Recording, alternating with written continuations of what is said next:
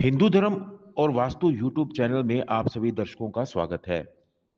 दोस्तों, गरुड़ पुराण में मृत्यु के बहुत से रहस्य बताए गए हैं। इसके अनुसार पृथ्वी पर मौत के बाद आत्मा को यमलोक में जाना पड़ता है, लेकिन यमलोक में जाने के बाद भी व्यक्ति की आत्मा 24 घंटे बाद पृथ्वी पर लौटती है। ऐसा क्यों होता है और इसके पीछे क्या रहस्य हैं? आज की वीडियो में हम इन्हीं बातों पर चर्चा करेंगे। दोस्तों, जब कोई व्यक्ति मृत्यु के दरवाजे पर खड़ा होता है तो कहते हैं कि उस वक्त उसका मोह अपने प्राण के लिए कई गुना बढ़ जाता है। वह अपने सगे संबंधियों को देखकर इस कदर मोहग्रस्त हो जाता है कि इस संसार को छोड़कर जाने के लिए तैयार ही नहीं होता। लेकिन कोई कितनी भी कोशिश कर ले, मृत्यु के सच को बदला नहीं जा सकता। जब मनुष्य की आत्मा को मनुष्य के शरीर से खींच लिया जाता है तो यमराज उस आत्मा के कर्मों का हिसाब करने उसे पृथ्वीलोक से लेकर चले जाते हैं। लेकिन गरुड़ पुराण के अनुसार यमराज द्वारा आत्मा को ले जाने के बाद 24 घंटे बाद फिर से उसे धरती पर लाया जाता है।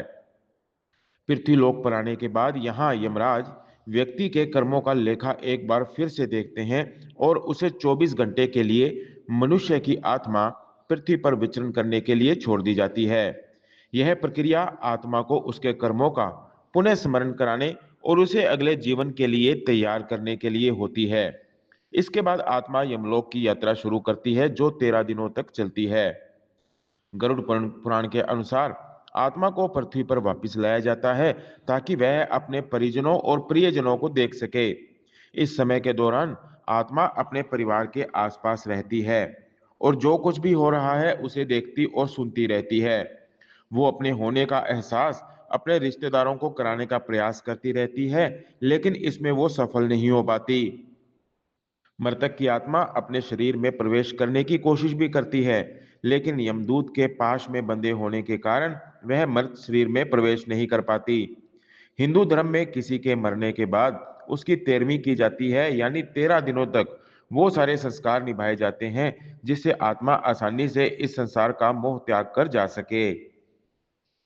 इन 13 दिनों के दौरान आत्मा इतनी कमजोर रहती है कि वह अपने आगे की यात्रा करने में असमर्थ रहती है। जब 11वें और 12वें दिन उसका पिंडदान और 13वें दिन उसका जरूरी संस्कार हो जाता है तो आत्मा को बल के साथ साथ सूक्ष्म शरीर भी मिलता है और वह आगे की यात्रा यानी यमलोक के लिए निकलती है। इस सफर को पूरा करने के लिए आत्मा को तकरीबन 1 साल लगता है। मान्यता है कि पिंडदान के समय दिया गया भोजन आत्मा को 1 साल तक शक्ति देता रहता है। यह भी कहा जाता है कि जिन आत्माओं का पिंडदान नहीं होता तो उसे यमदूत 13वें दिन जबरदस्ती घसीटते हुए यमलोक की ओर ले जाते हैं, जो आत्मा के लिए बेहद कष्टप्रद होता है। गरुड़ पुराण में यह भी बताया गया है कि अगर 13वीं के दिन मृतक के परिजनों के द्वारा किया जाने वाला भोज कर्ज लेकर किया जाए तो भी आत्मा को शांति नहीं मिलती। दोस्तों, आज की वीडियो में बस इतना ही। जल्दी ही हाजिर होंगे एक नई वीडियो के साथ, एक नई जानकारी के साथ। यदि आपको हमारे द्वारा दी गई जानकारी अच्छी लगी हो तो वीडियो को लाइक कर दीजिए और चैनल को सब्सक्राइब कर दीजिए ताकि आने वाली वीडियो की नोटिफिकेशन आप तक तुरंत मिलते रहें।